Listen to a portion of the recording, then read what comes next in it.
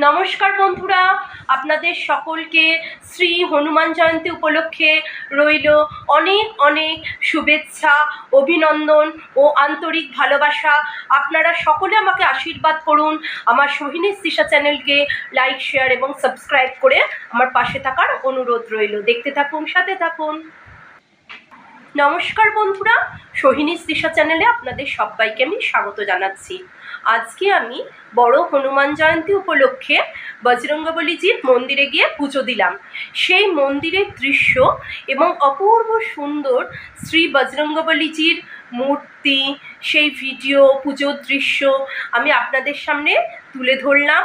ভালো লাগলে আমার সোহিনী তৃষা চ্যানেলকে লাইক, শেয়ার এবং সাবস্ক্রাইব করে আমার পাশে থাকার অনুরোধ রইল। দেখতে থাকুন, সাথে থাকুন। হিন্দু ধর্মাবলম্বীদের অন্যতম বড় উৎসব শ্রী হনুমান জয়ন্তী। চৈত্র মাসের পূর্ণিমাতে পালিত হয় এই উৎসব। হিন্দু মতে এই দিনেই জন্মগ্রহণ করেছিলেন পবনপুত্র শ্রী হনুমান। তাঁর জন্মতিথি পালন করার জন্যই পালিত হয় হনুমান জয়ন্তী।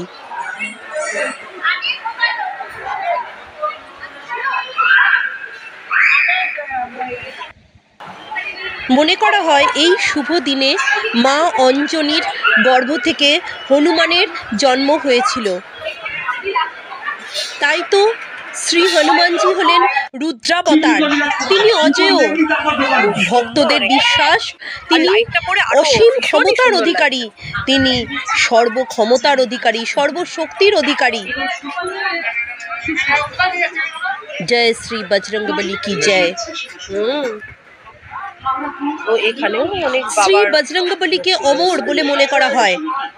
ধর্মীয় বিশ্বাস অনুসারে তিনি আজও বেঁচে আছেন এই ধরাধামে ভক্তদের মাঝে।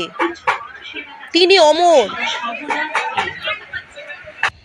ভক্তদের দৃঢ় বিশ্বাস হনুমানজি হলেন এমন একজন দেবতা যিনি অন্তরের ডাকে, ভক্তদের অন্তরের ডাকে তৎক্ষণাৎ সাড়া দেন। তিনি ভক্তদের প্রতিটি সংকট থেকে রক্ষা করেন। তাই তো তাঁকে সংকটমোচন শ্রী হনুমানজি বলে অভিহিত করা হয়।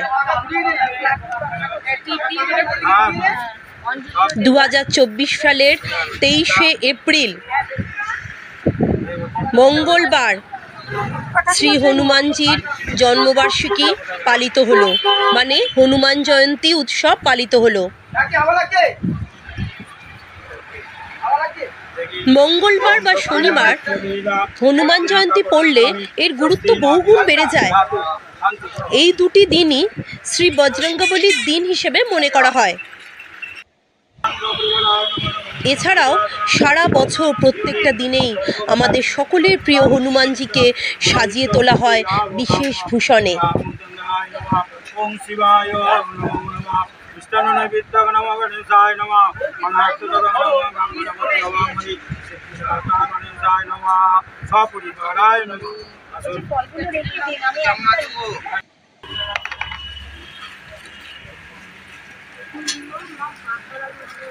বন্ধুরা, আমি আমাদেরই হাওড়ার রামরাজাতলার বিখ্যাত কয়েকটি শ্রী হনুমানজির মন্দির দর্শন করলাম হনুমান জয়ন্তী উপলক্ষে। আমিও দর্শন করছি, আপনারাও আমার সাথে দর্শন করুন।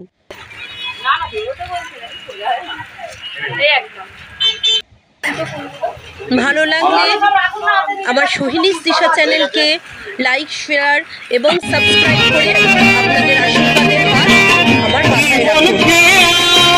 দেখতে থাকুন, সাথে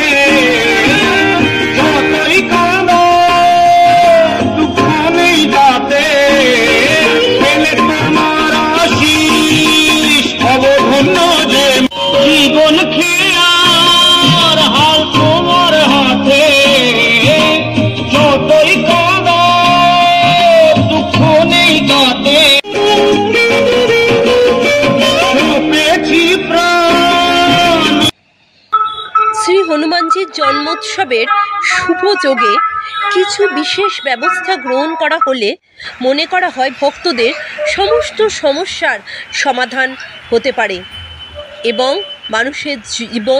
মানুষের জীবন সুখ শান্তি সমৃদ্ধিতে ভরে ওঠে। শ্রী হনুমানজির জন্মোৎসবে রামভক্ত শ্রী হনুমানজিকে ছোলা নিবেদন করুন।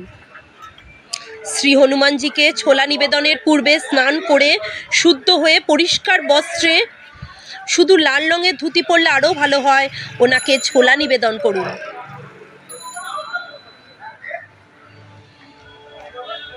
ওনার পুজোতে জুঁইয়ের তেল ব্যবহার করুন।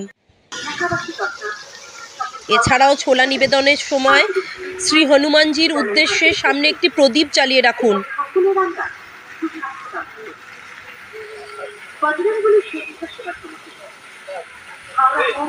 বন্ধুরা, আমাদের এখানে শ্রী হনুমান জয়ন্তী উপলক্ষে অপূর্ব সুন্দর সাজানো হয়েছিল, বিশেষ অন্নকূটেরও ব্যবস্থা গ্রহণ করা হয়েছিল।